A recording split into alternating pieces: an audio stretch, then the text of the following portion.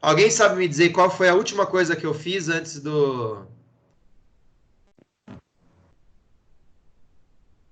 A última coisa que eu estava falando antes de cair de novo?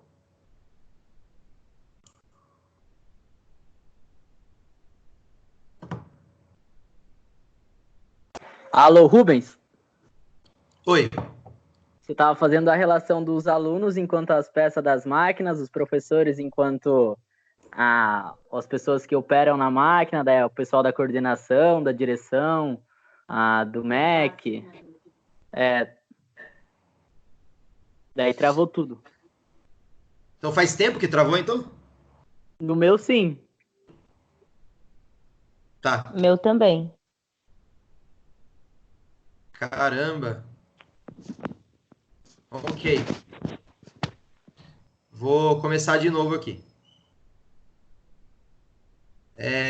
Bom, vou aproveitar então, já que teve esse freio aí, essa quebra, respondendo a pergunta do Marcelo. Marcelo, nem o PCN, nem a BNCC são leis, tá? São instruções normativas.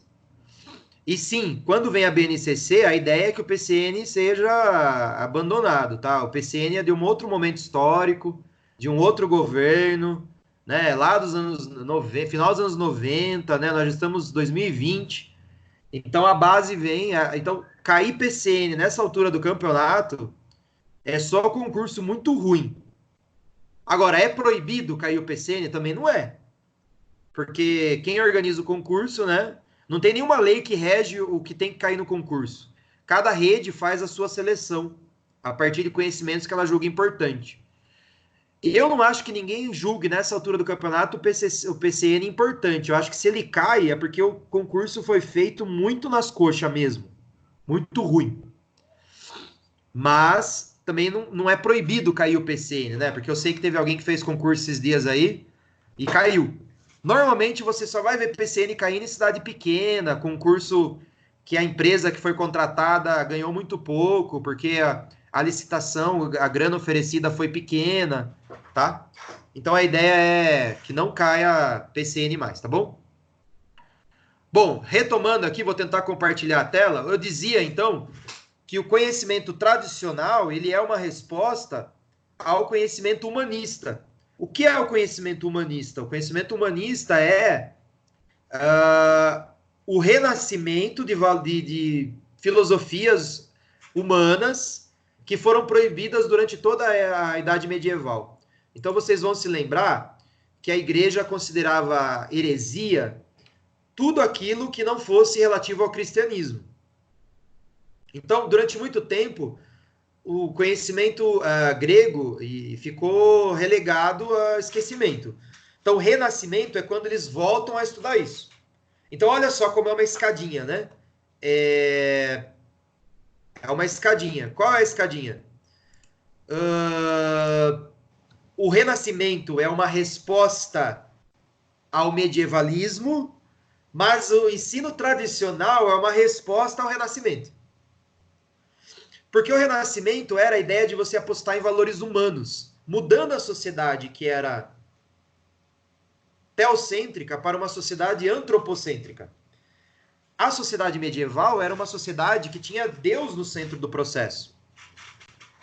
Aí, quando a burguesia ascende ao poder, ela traz um novo projeto de sociedade. Esse novo projeto de sociedade é um projeto de sociedade capitalista industrializado, né, com a vida regida a partir de fábricas. Então, a escolarização precisa mudar. Como que era a escolarização dos humanistas, dos renascentistas? Ela era uma educação elitista na nobreza. Poucos tinham acesso à filosofia, à música, ao direito, ao estudo da matemática, né? Poucos tinham acesso, normalmente nobres, normalmente pessoas com poder. Agora, a burguesia precisa que todo mundo estude. Todo mundo tem que ir para a escola. Mas para fazer o que na escola? Para aprender filosofia? Para aprender a tocar música? Para aprender a fazer contas profundas de filosofia matemática? Não. Precisa aprender a ler e escrever para aprender a trabalhar na fábrica. Então, é uma educação de massa. Tá? essa educação de massa, ela vai surgir primeiramente nos Estados Unidos. Então, quando a gente fala de campo curricular, nós estamos falando do campo do currículo nos Estados Unidos. O currículo, enquanto um campo do conhecimento, surge nos Estados Unidos, tá? Essa é a grande contribuição dos Estados Unidos para o campo curricular. Porque, tudo bem, a industrialização começa na Inglaterra, né, antes de se espalhar pelo mundo. Mas vocês sabem muito bem que os Estados Unidos foi colonizado pela Inglaterra. Então, boa parte da mentalidade inglesa os Estados Unidos adotaram.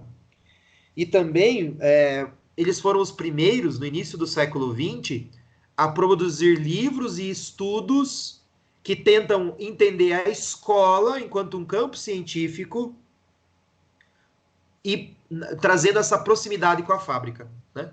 Então, ó, nesse slide aqui, tem aqui as 5 causas do surgimento do campo curricular tradicional nos Estados Unidos. Primeiro deles, ó, uma burocracia estatal. Ou seja, um Estado tomando conta da sociedade. Que Estado? O Estado burguês. O Estado não religioso.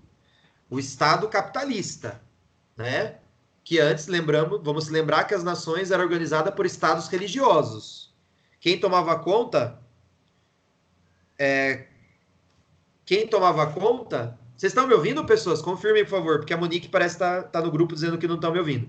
Mas para mim aqui aparece como normal. Vocês estão me ouvindo? Sim, professor.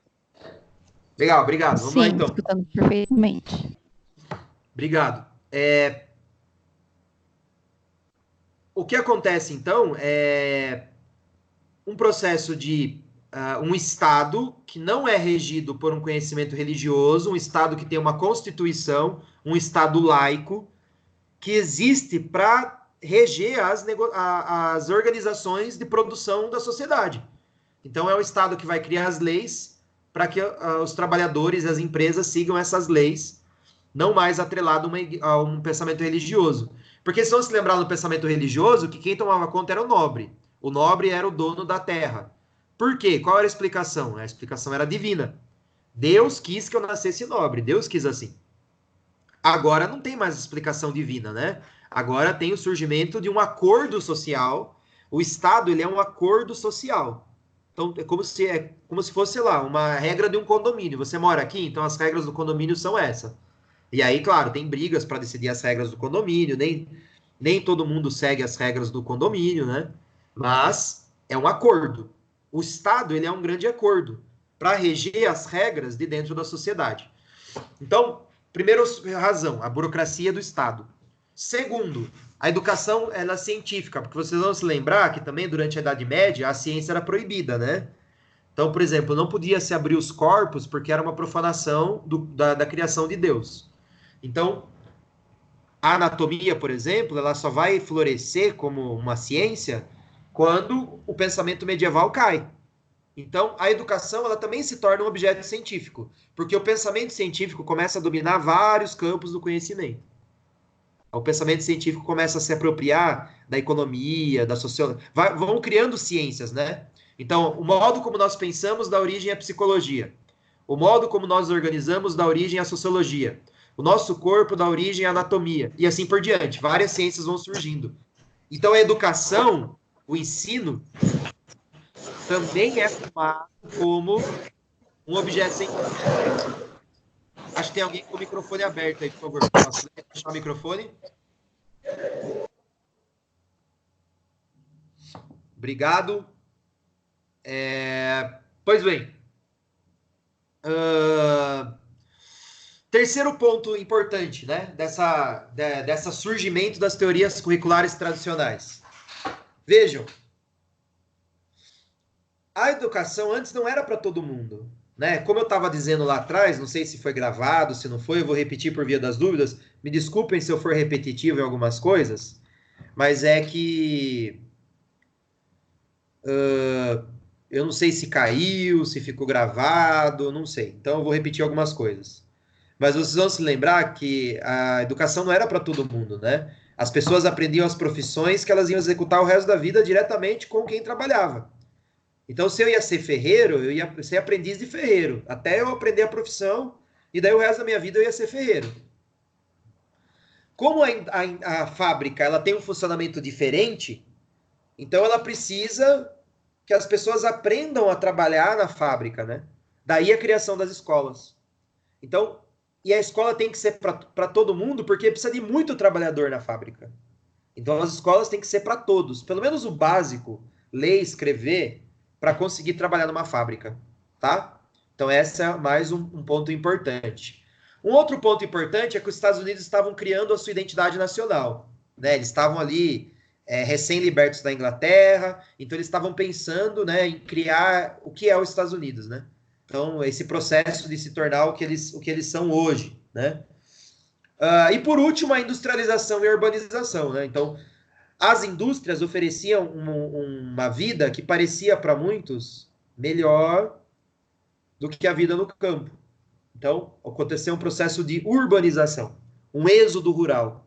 Cada vez mais as pessoas saindo do campo, indo para a cidade. E precisava da escola para esse povo, né? Então, são as 5 causas do surgimento do campo curricular tradicional nos Estados Unidos, tá? Então, se for para resumir tudo que eu falei aqui em algumas coisas, eu diria o seguinte: o campo curricular tradicional, ele é devido a uma necessidade da modernidade como uma resposta ao renascentismo e surge nos Estados Unidos devido à necessidade da industrialização, né? Para quê? Para preparar para o mercado de trabalho. A escola moderna, como a gente conhece hoje, ela surge para nos preparar para o mercado de trabalho. Essa é a grande resposta, tá? E surge como, né? O primeiro livro é esse livro de 1918, chamado The Curriculum. E era uma educação tecnicista. Por que tecnicista? Porque era uma educação baseada em técnicas de ensino. Olha só, quem são esses caras aqui, né? Ó, Henry Ford, né, e Frederick Taylor, né? Então, são os caras que criaram o Fordismo e o Taylorismo, que são modos de produzir em massa. São linhas de montagem para uma grande fábrica, uma maneira de produzir bastante.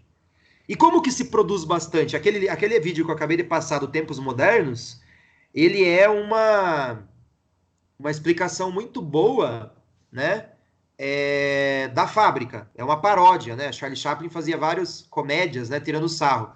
Mas aquela sociedade surge pela necessidade de produção, e a produção precisa ter técnicas. As linhas de montagem são uma técnica, por exemplo. Logo, a escola também é voltada em técnicas, né? Então, sendo a finalidade da educação, o mercado de trabalho, a vida adulta, nós precisamos de técnicas para desenvolver esse currículo, né? Uma lógica de um desenvolvimento curricular. É aí, pessoal, que é criado a divisão por séries,